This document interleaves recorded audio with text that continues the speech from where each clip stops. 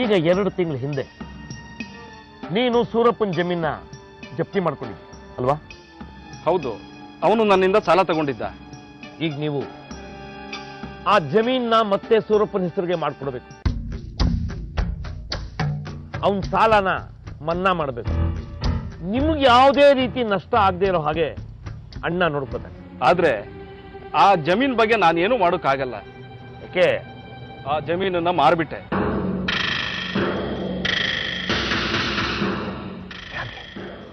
ಯಾರಿಗೆ ಮಾಡ್ತೀನಿ? ಪರಶುರಾಮಣ್ಣ ಸಾಹೇಬ್ರಿಗೆ ಮಾರ್ಬಿಟ್ಟೆ.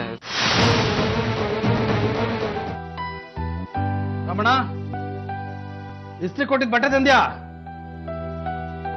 ತಂದಿದ್ದೀನಿ.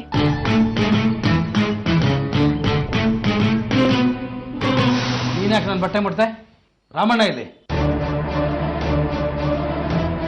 ಅದು ಅತ್ತೆ ನನ್ಗೆ. ಏನದು ಗುಸ್ಗುಸು? ಜೋರಾಗಿ ಮಾತಾಡು. ಅತ್ತೆ ಅವ್ರು ಹೇಳಿದ್ರು ಅಂತ ತಂದೆ. ತಪ್ಪಾಗಿದ್ರೆ ಕ್ಷಮಿಸ್ಬಿಡಿ. ಏಯ್ ನಿಂತ್ಕೋ.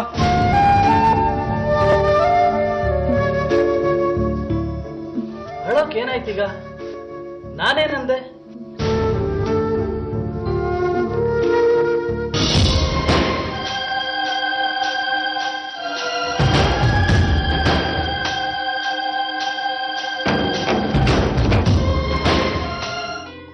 ಅದೇ ದೊಡ್ಡವ, ಮದ್ವೆನ ನಮ್ಮ ಹಳ್ಳಿನಾಗೆ ಮಡಿಕೊಂಡ್ರೆ ಹೆಂಗೆ ಅಂತ.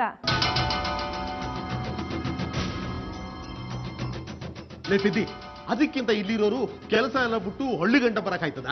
ಹಂಗಂತ ನಮ್ ಸಾವಿತ್ರಿ ಮದ್ವೆನ ಹಳ್ಳಿ ಬಿಟ್ಬಿಟ್ಟು ಇಷ್ಟು ದೂರ ಮಡಿಕೊಳಕ್ ಆಯ್ತದ? ಭಾಗೀರಥಿ ಹೇಳೋದು ಸರಿಯಾಗೇ ಇದೆ. ಹುಡುಗ ಹುಡುಗಿ ಇಬ್ರು ಅದೇ ಊರ್ನವರು. ಭಾಗೀರಥಿ, ಒಂದ್ ಕೆಲಸ ಮಾಡೋಣ, ಮದ್ವೆ ಇಲ್ಲಿ ಇಟ್ಕೊಳ್ಳೋಣ, ಊಟ ಅಲ್ಲಿ ಇಟ್ಕೊಳ್ಳೋಣ, ಸರಿನಾ? ಹಂಗೆ ಮಾಡೋಣ ಕಣ್ರವ್ವ. ನಮ್ ಬಾಗಿಗೆ ಏನು ತಿಳಿಯಾಕಿಲ್ಲ. ನೀವೇನು ತಪ್ಪು ತಿಳ್ಕೊಂಬೇಡಿ. ಒಂದು ಸಮಸ್ಯೆ ಆಗಿದೆ ಅಮ್ಮ. ಏನು?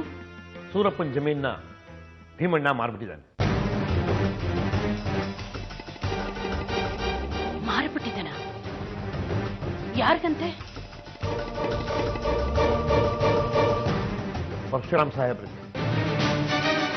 ಪರಶುರಾಮ್ಗ?